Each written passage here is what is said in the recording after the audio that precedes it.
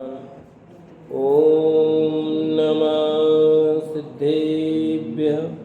ॐ नमः सिद्धेभ्यः। ॐ नमः सिद्धेभ्यः। ॐ जय जय जय। नमोस्तु नमोस्तु नमोस्तु।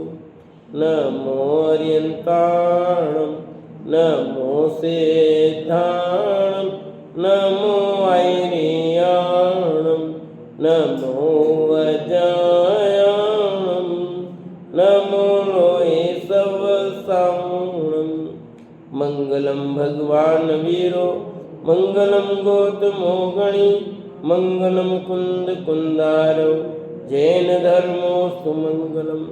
सर्वमङ्गलं माङ्गल्यं सर्वकल्याणकारकं प्रदानं सर्वधर्माणां जैनं जयतु शासनं जैनं जयतु शासनम्। अरिहन्तदेव वन्दे गुरुवन्दे न गणनानव्यरायो धम्मदयामे वन्दे कम्मक्कारणं शुद्धं। बोले जिनवाणी मात की जय हो, बोले सती मात की जय हो। सुदृष्टि त्रवणी नाम का ग्रंथ पंडित टेकचंद जी कृत। और कल अपना विषय चला था 4 प्रकार के धर्म सेवन करने वाले जीव। उनमें से 3 प्रकार के तो कार्यकारी नहीं हैं, चौथे जो परमार्थ के लिए धर्म सेवन करते हैं वे कार्यकारी हैं। ये बात हुई थी, उसी में चर्चा और चल रही थी। पेज नंबर 273 मिला आपको, पेज नंबर 273।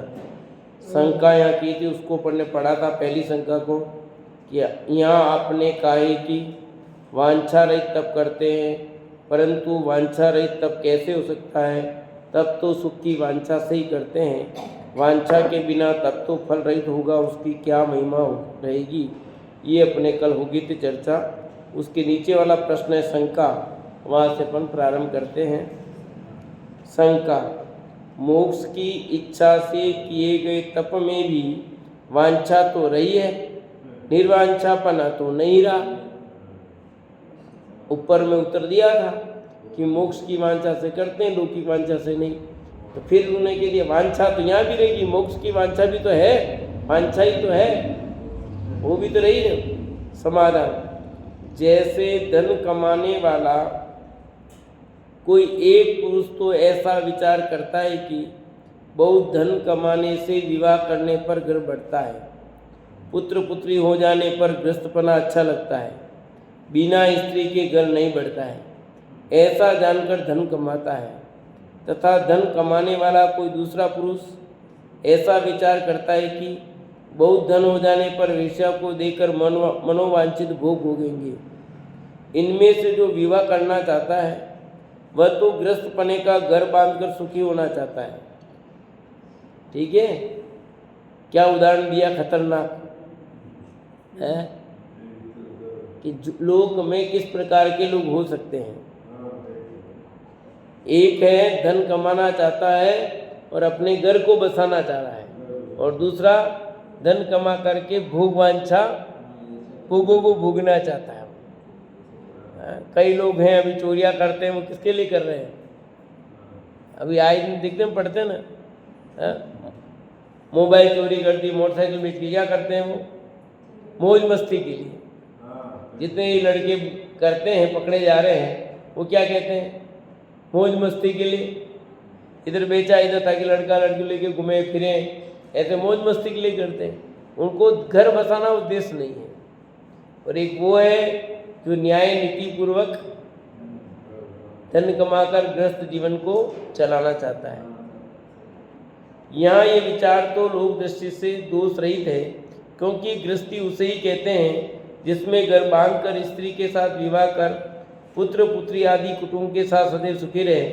परंतु दूसरे वेश्या वाले का विचार अज्ञानता सहित है, क्योंकि धन भी खोना और वेश्या के किंचित सुख भोग कर पाप कमाना भोलेपन के चिन्ह है। उसी प्रकार अब तप से मोक्ष चाहने वाले जीव तो ध्रुव नित्य सुख के अभिलाषी वो मोक्ष रूपी स्त्री के साथ प्रणय करके सिद्ध पद में घर बांधकर अनंत काल तक सुखी रहना चाहते हैं। नियम सार में सब ऐसी प्रकार की बात की गई। मोक्ष वधु से रमने के लिए घर बांधकर ध्रुव स्थिर रहना योग्य होने का कारण है। इसे वांछा नहीं कहते हैं, परंतु जो तप रूपी धन से वेश्या के समान चंचल दिवादी के सुख चाहते हैं वे विवेकी नहीं, ऐसा जानना। देखो 5 इंद्रिय के भोगों को भोगना वेश्या के समान का है, और मोक्ष की वांछा ये घर बसाने जैसा है। ये न्याय नीति पूर्वक है, इसको कोई बुरा नहीं कहता। धन कमाना परिवार के लिए कोई बुरा कहता है क्या? नहीं कहता। और कमाता वेश्यादिक में भोगों के लिए कमाता है, उसको हर कोई बुरा कहता है। ऐसे मोक्ष की प्राप्ति के लिए तप करना, मोक्ष की प्राप्ति के लिए कार्य करना सब अच्छा ही कहेंगे। और 5 इंद्रिय भोगों के लिए ये भोग तप आदि करना ये तो वेश्या के समान कह दिया। वो तो बुरा है, पाप कमाना है, करना है धर्म, और कर क्या रहा है?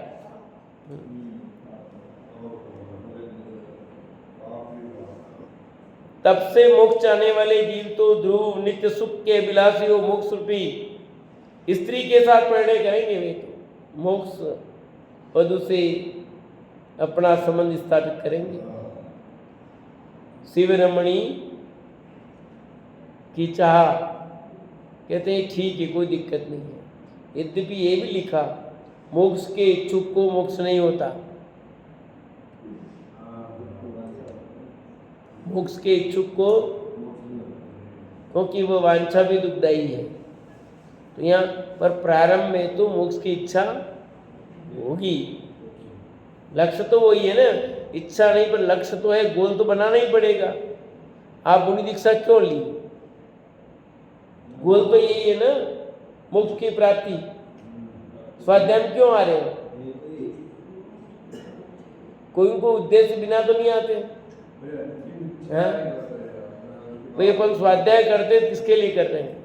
मोक्ष प्राप्ति के लिए कर रहे हैं, आत्मा को जानने के लिए तो कर रहे हैं। आत्मा को क्यों जानना? तो हो गई ना, तो ये गोल तो रहेगा ही रहेगा, बिना प्रयोजन के तो कार्य कुछ होगा ही नहीं। विकल्प बाद में समाप्त होंगे, पहले तो कुछ डिसीजन लेना ही पड़ेगा ना। तो आपको प्रथम अवस्था में तो हमें मोक्ष की प्राप्ति की बात करनी पड़ेगी। बाद में मोक्ष की इच्छा, यानी इच्छा सब समाप्त होती है, तभी वितरागी बनता है। इच्छा थोड़ी भी रह जाए तो वो बात की बात है। पहले तो आपको अपना गोल मोक्ष का बनाना होगा, इच्छा करनी होगी, तब उस संबंधी पुरुषार्थ करेंगे। नहीं तो क्यों पुरुषार्थ करेंगे? अपन किसी बस में बैठे हैं, आप कहाँ जाना है कि कोई पता नहीं कहाँ जाना है, सही है गलत है वो आदमी। गाड़ी में बैठ गए, पूछा टिकट कहाँ जाना है, ये तो पता नहीं, तो उतर भैया नीचे। कि क्यों उतरूं मैं? पैसा ले लो आपके टिकट के, पर कहाँ जाना है ये पता नहीं। कि कहाँ जाना है ये पता नहीं, कि कहाँ की टिकट दूंगा बता, उतर फटाफट उतर। पागल रहेगा क्या क्या बोलेंगे? ये कहेंगे ना, वही ऐसी बात बोलेगा। बाकी कहेगा मुझे यहाँ जाना, वहाँ की टिकट लेंगे। ऐसे हमें स्वाध्याय में क्यों आते हैं, तप आदि क्यों करते हैं, तो हमारा गोल प्रयोजन तो बताना ही पड़ेगा। आत्मिक सुख के लिए, अतीन्द्रिय सुख के लिए, मोक्ष के लिए, सिद्धि की प्राप्ति के लिए कुछ न कुछ तो सब बात एक ही है, पर तय तो करना पड़ेगा कि नहीं। बिना लक्ष्य तय किए तो आप ये सब क्यों करते हो? तो मोक्ष की प्राप्ति करना वांछा होकर के भी वांछा नहीं हो कहते हैं, क्योंकि प्रारंभिक भूमिका में तो बात होगी।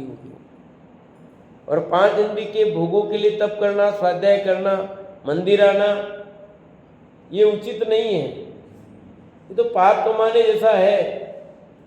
पाप कमाने के लिए मंदिर आना है। आपका गोल तो ये है कि 5 इंद्रिय के भोग भोगने के लिए वहां जाएंगे तो मंदिर का भोग मिल जाएंगे, तो उद्देश्य ही गलत है। कल आया था नहीं आप कि किसान खेती किसके लिए करता है? अनाज के लिए, कि भूसे के लिए। अब मान लो कोई ऐसा मूर्ख भी तो हो सकता है किसान जो भूसे के लिए करता हो सकता है कोई अपवाद में सब मिल जाएंगे। चारे के लिए करते हैं ना कुछ लोग, तो कुछ लोग चारे के लिए करेंगे तो उनको फिर क्या मिलेगा? आपने क्या करना है, गेहूं हो कि नहीं हो कोई मतलब नहीं है, अपने तो भूसा हो जाएगा, ठीक है, तो फिर वो उतना ही लगाएगा ना दिमाग, उसको बीनने की जरूरत नहीं है, कुछ करने की जरूरत नहीं है, वो वैसे हो जाएगा। और जिसका लक्ष्य मोक्ष हो उसका पुरुषार्थ कैसा होगा, और जहाँ 5 इंद्रिय के भूखों को भोगने की बात है उसका पुरुषार्थ कैसा होगा? दोनों में बहुत फर्क है।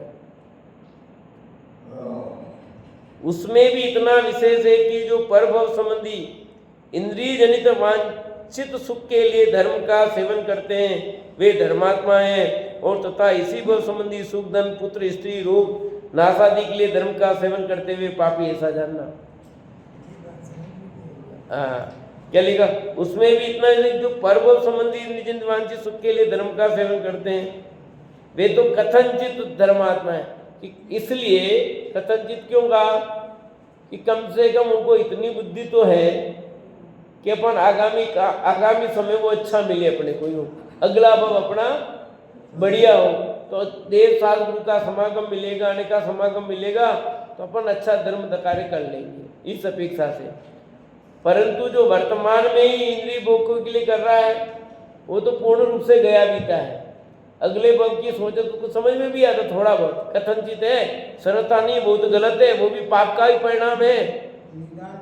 हाँ, वो तो परिणाम पाप का ही है, क्योंकि इस भव की चाह या परभव का, इस लोक का भय परलोक का भय का, ऐसे इस लोक की चाह या परलोक की चाह, दोनों बात तो वही है, पर एक कथनचित अपेक्षा इसलिए कहा उसमें कम से कम ये बात है, बाकी दम उसमें भी नहीं है। यहाँ तो इतना है, पर भव संबंधी इंद्रिय जनित वांछित सुख के लिए धर्म का सेवन करता है कि अगले भव में जाएंगे तो उस समय अच्छी तरह से अपना धर्म साधन कर लेंगे और अपना कार्य पूरा करेंगे। इसके पीछे की बात और ही है। उस अपेक्षा खाली धन की कामना के लिए, इंद्रिय जनित सुख भोग के लिए अगले भव में, तो फिर तो वो एक ही बात है। लिखा तो इसमें यही है, पर प्लस उसमें करना है, वो प्लस करना पड़ेगा, बाकी तो मतलब नहीं है। वो तो ये भव में परभव एक ही बात है, वो तो निदान हो गया एक तरह से, पर वो तो उसमें ऐड करना है उस अपेक्षा से। हाँ, मूल में ऐसा ही है, ये कथनचित भी इन्होंने लिखा है।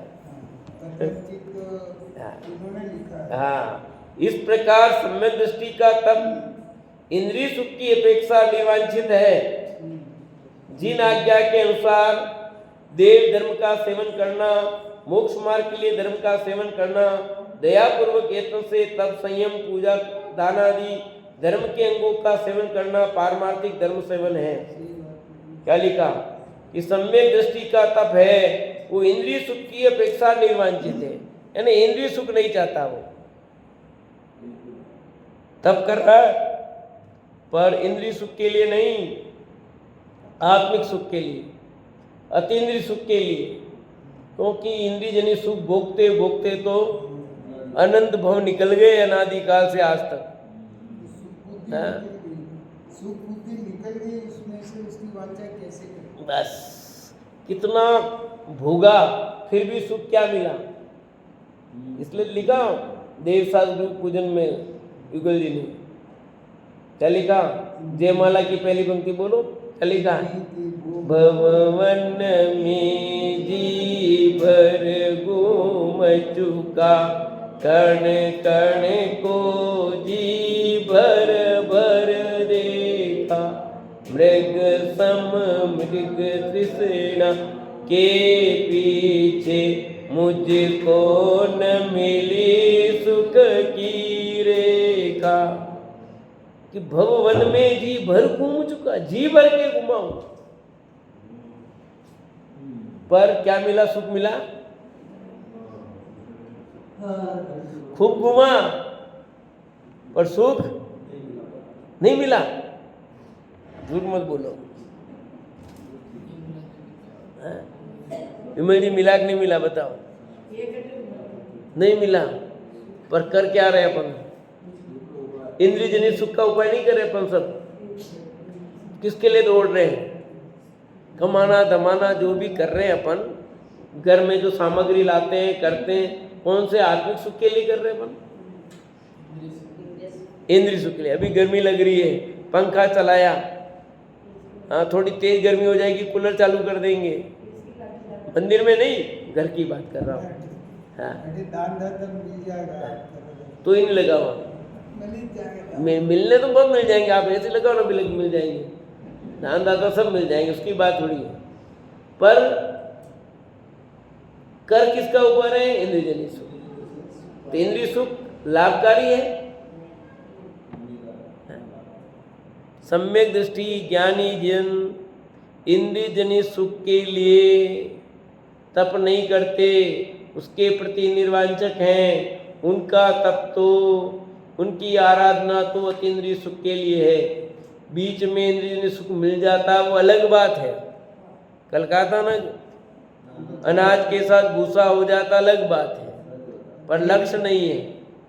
स्वर्ग आदि बीच में मिल गए वो अलग बात है, पर लक्ष्य नहीं है। जिन आज्ञा के अनुसार देव धर्म का सेवन करना, मोक्ष मार्ग के लिए धर्म का सेवन करना, दया पूर्वक यत्न से तप संयम पूजा दानादि धर्म के अंगों का सेवन करना पारमार्थिक धर्म सेवन है। ये कि जिनेंद्र भगवान की आज्ञा जो है उसके अनुसार आपने देव धर्म का सेवन किया है, सच्चे देव सच्चे गुरु सच्चे धर्म का सेवन किया है, तो ये परमार्थ सेवन है। और देव गुरु धर्म का सेवन किसी चाह से, लोभ से, इच्छा से, अन्य किसी चाह से कर रहे हो, इस भव में नहीं पर भव में ही सही, तो फिर क्या मतलब है? कोई मतलब नहीं है। दान देंगे इस भव में, अगले भव में भी मिलेगा, चाह हो गया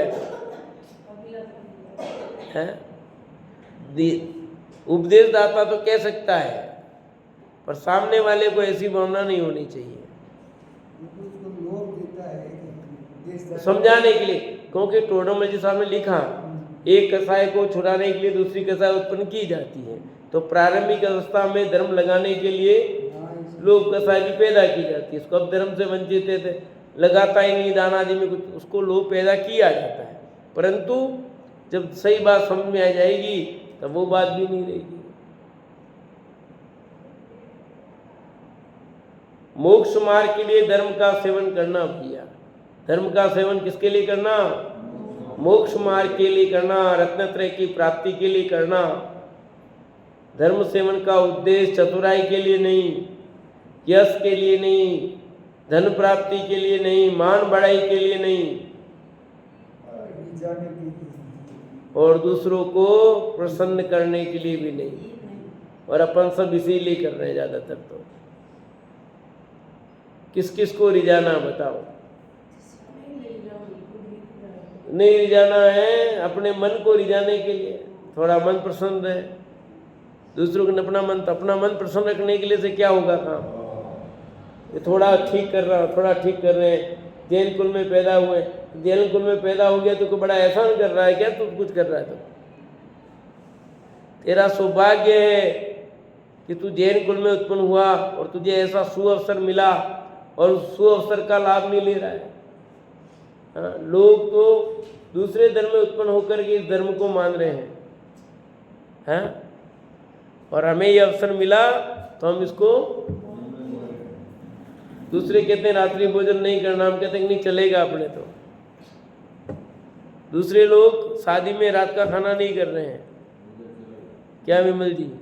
शराब पे रोक लगा दिए, डीजे बंद कर दिया। आपने पढ़ा मीणा जाति का भी आया था। डीजे बंद कर दिया। हाँ, कोई डीजे नहीं बजाएगा। ये ये डीजे बजाते ना, नहीं बजाएंगे। बड़े-बड़े माइक हाँ, दिन में सब शादियाँ दिन में, सुबह आएगी बारात, शाम को रवाना, कोई शराब नहीं बांटेगा। आगे ऐसे निर्णय और हमने और प्रोसेसिंग, हमारे आइटम बढ़ते जा रहे हैं, हमारे कोई ठिकाना नहीं हो रहा है, तो क्या होगा? हाँ। अभी लिया ना वहाँ लोगों ने, ये लोहारिया के समाज में, कि कोई डीजे नहीं बजाएगा, ये नहीं करेगा। अपने जैन समाज में ये प्री वेडिंग नहीं होगी। क्या है, शादी तो हुई गई, क्या फिर क्या बचा है? पहले तुमने कर दिया सब काम, तो क्या है? सब काम तो हुई गया, अब शादी हुआ है काहे की? तो इसलिए धर्म सेवन किसके लिए करना, वो निर्णय तो होना चाहिए ना, धर्म सेवन किसके लिए करना।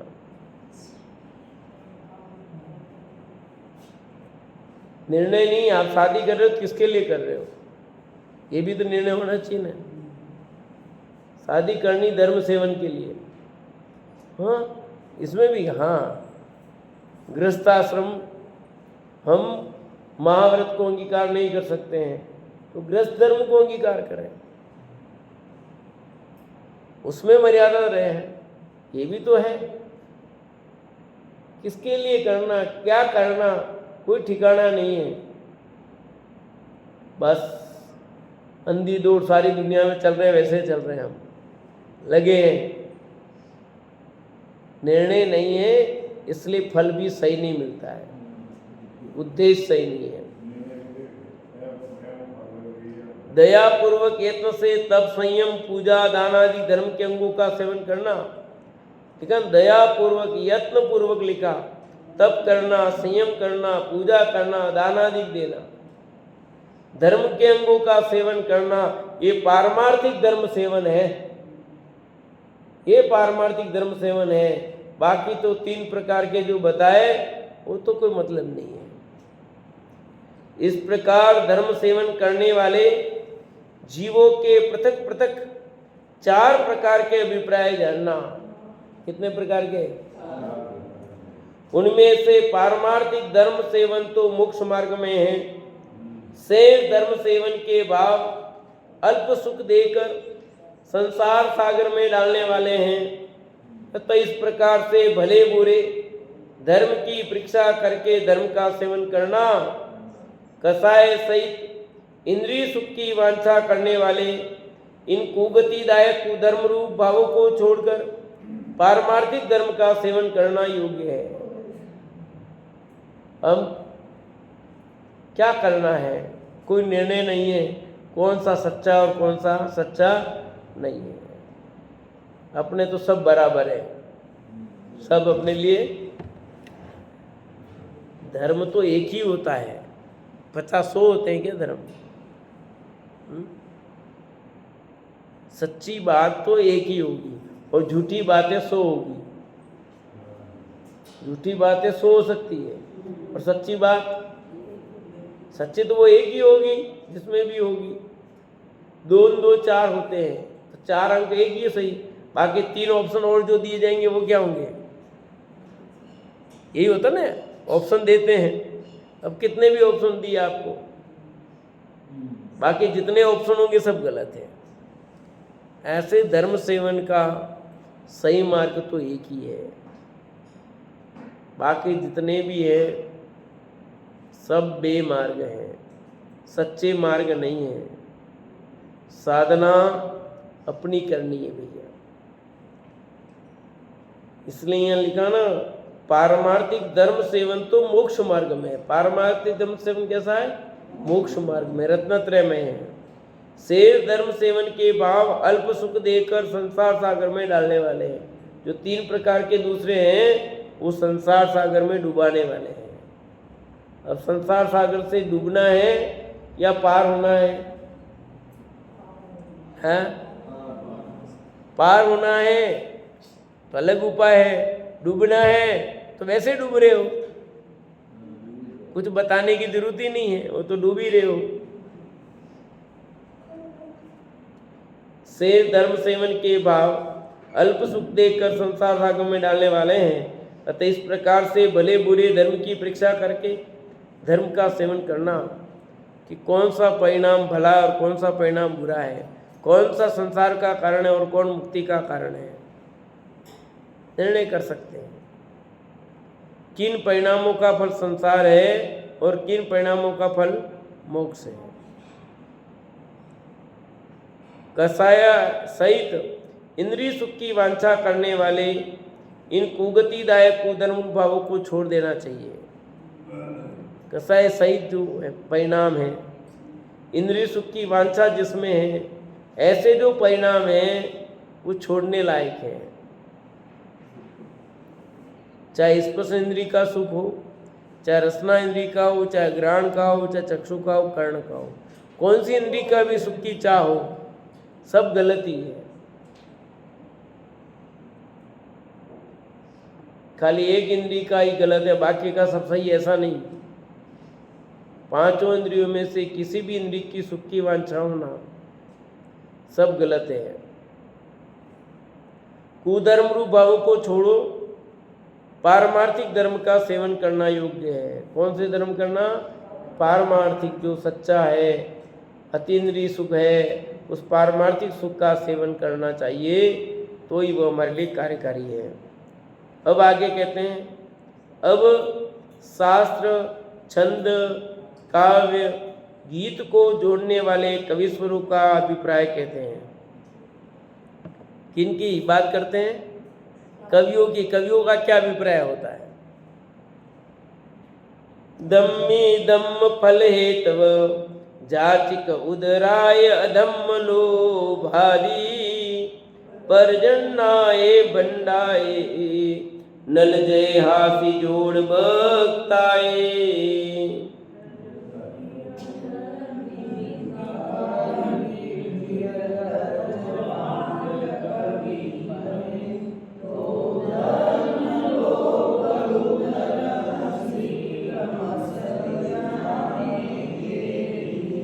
धर्मी अधर्मी भिखारी नीलज बांड कवि बने, जो धर्म लोभ उदार हंसी क्रम सरी जाने के लिए। धर्मात्मा धर्म फल के लिए याचना करने वाले उदर भरने के लिए, अधर्मी लोभ के लिए, भांड अन्य को रिझाने आकर्षित करने के लिए, निर्लज्ज हंसी कौतुक के लिए जोड़ के वक्ता होते हैं। कौन कैसा वक्ता? कि धर्मात्मा तो धर्म फल के लिए काव्य रचना करो, वक्ता हो, धर्मात्मा होगा वो धर्म फल के लिए करता है। याचना करने वाले जो होते हैं वो पेट भरने के लिए,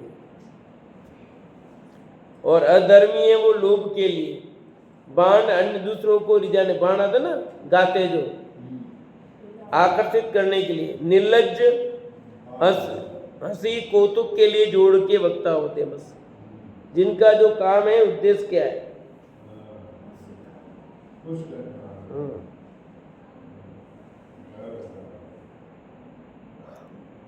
जोड़ कला रचना करने का ज्ञान अनेक जीवों को होता है।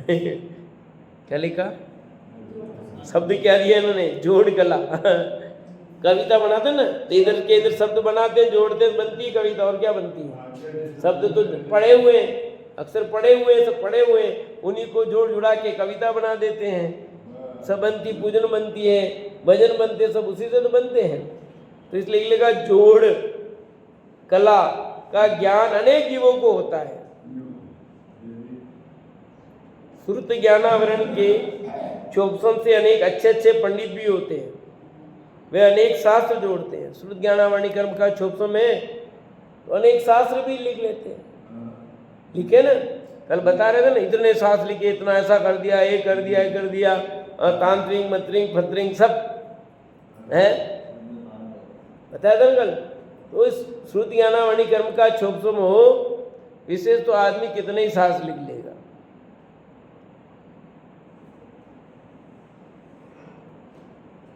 वे अनेक शास्त्र जोड़ते हैं, कोई अनेक छंद काव्य गाथा जोड़ते हैं, छंद बना दी, गाथा बना दी, कोई पद विनती जोड़ते हैं, कोई गीत कथा कहानी जोड़ते हैं, इत्यादि अनेक जोड़ कला संबंधी ज्ञान सहित प्राणी हैं। ऐसे बहुत प्रकार के लोग हैं, कोई कहानी लिखता है, कोई कविता लिखता है, कोई निबंध लिखता है, कोई उपन्यास लिखता है, कोई नाटक लिखता है और कुछ लिखता है। बहुत सारी विधाएं हैं, अनेक विधाओं में काम हो रहा है और कर रहे हैं, लगे हुए हैं। पर उद्देश्य क्या है तो तय करो, कर तो रहे, उद्देश्य क्या उसका। परंतु इस जोड़ कला करने में भी परिणति की अपेक्षा भावों की अभिलाषा पृथक पृथक होती है। क्या लिखा? परिणति की अपेक्षा भावों की अभिलाषा क्या होती है? भिन्न भिन्न होती है। पृथक पृथक अभिलाषा होने के कारण इन जोड़ कलाओं के ज्ञान का फल भी पृथक पृथक प्राप्त होता है। जोड़ कला करते समय अंतरंग की जैसी अभिलाषा होती है तदनुसार फल प्राप्त होता है। जैसी अंदर में अभिलाषा वैसा फल।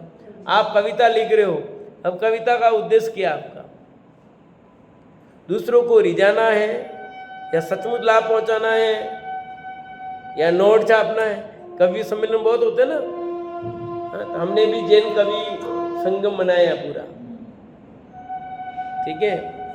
तो पूरे राजस्थान का, पूरे भारत का बनाया है, बहुत कवि जुड़े हुए हैं। जैन राजस्थान का पहले मैं अध्यक्ष था, भी संरक्षक हूँ। तो पर उनमें से कुछ तो सबका उद्देश्य अलग है। कुछ नोट छापने के लिए अपनी कविता लिखते हैं, कुछ लोगों को धर्मलाभ के लिए लिखते हैं, कुछ चतुराई के लिए लिखते हैं, कुछ यश ख्याति के लिए लिखते हैं। सबकी अपनी परिणति होती है। तो यहाँ का उद्देश्य क्या है तुम्हारा? किस उद्देश्य से लिखते हो भैया? धर्म के फल की इच्छा रखने वाले, परभव में स्वर्ग मोक्ष आदि के सुखों की वांछा से सहित किन्हीं धर्मात्मा जीवों को विशेष श्रुत ज्ञान की अभिलाषा होने से वे अंतरंग के श्रद्धानुसार शास्त्र के छंद गाथा काव्य पद विनती आदि रूप जोड़ कला करते हैं। इस ज्ञान के फल में मुझे धर्म प्रकट हो, इस वांछा पूर्वक वे शास्त्र आदि जोड़ते हैं। ऐसे जीवों को धर्मात्मा जानना। आचार्य अमृतचंद्र देव ने क्या लिखा? मोह रूपी शत्रु की सेना को जीतने के लिए मैंने कमर कस ली है। मैं आत्मख्याति क्यों लिख रहा हूँ? तो उन्होंने भाव क्या प्रकट किया? मोह रूपी शत्रु की सेना को जीतने के लिए है, उस पर विजय प्राप्त करने के लिए। जब आपके 3 कसाय चौकड़ी का अभाव हो गया है, फिर क्यों ऐसा कर रहे हो?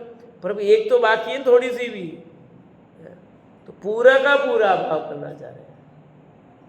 3 कसाय चौकड़ी का अभाव होने पर भी आचार्य अमृतचंद्र देव ये लिखते हैं, इसलिए वे धर्मात्मा है। क्या आप किस लिए लिख रहे हो? टोडरमल जी साहब ने लिखा, क्या लिखा उन्होंने? एक अक्षर पद सब पुद्गल का खेल, ये कोई मेरा खेल, ये सब पुद्गल को खेल।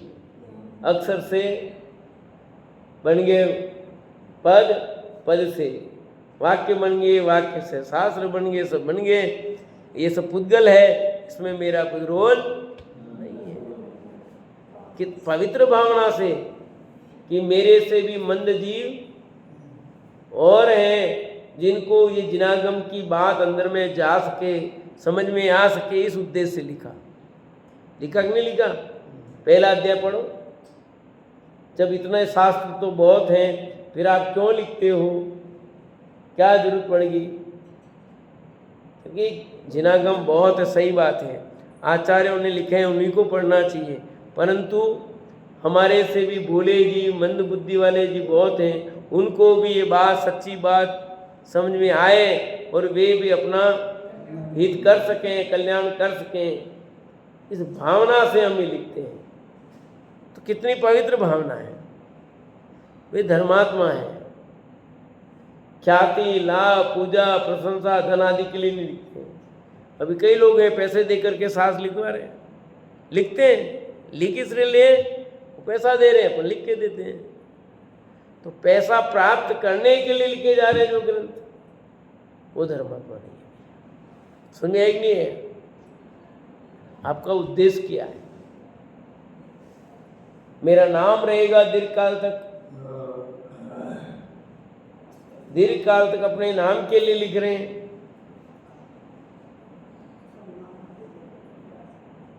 प्रयोजन स्पष्ट होना चाहिए। लिखा है धर्म के फल की इच्छा रखने वाले जो हैं जी, जिन्हों को परभव में स्वर्ग मोक्ष आदि के सुखों की वांछा से सहित किन्हीं धर्मात्मा जीवों को विशेष ज्ञान के विलासा होने से, देखो क्या लिखा, विशेष ज्ञान के विलासा होने से वे अंतरंग के श्रद्धानुसार शास्त्र के छंद, गाथा, काव्य, पद, विनती आदि रूप जोड़ कला करते हैं। जोड़ कला मतलब छंद बनाए, गाथा बनाए, पद बनाए, शास्त्र की जोड़ कला कहलाती है।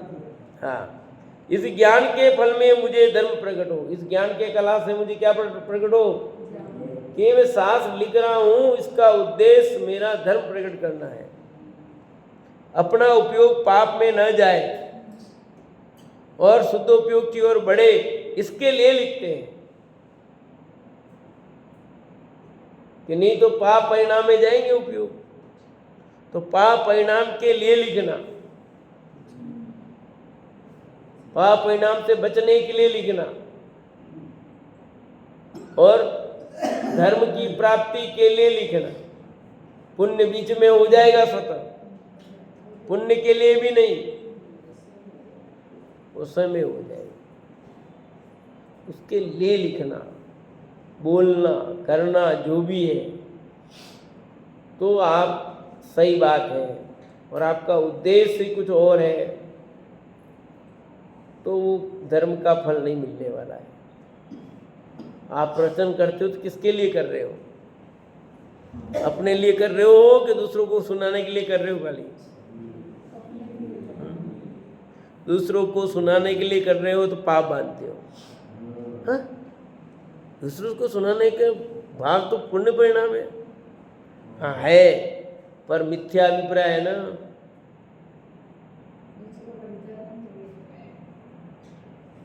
आत्म कल्याण का उद्देश्य होना चाहिए, अपने स्वयं के हित के लिए, अपने परिणाम, पाप रूप परिणामों को बचाने के लिए, धर्म में लगाने के लिए अपना स्वाध्याय होना चाहिए, अपना चिंतन मन इसके लिए हो। रिझाना नहीं रिझना आपके हाथ में, नियमित कहता हूं है,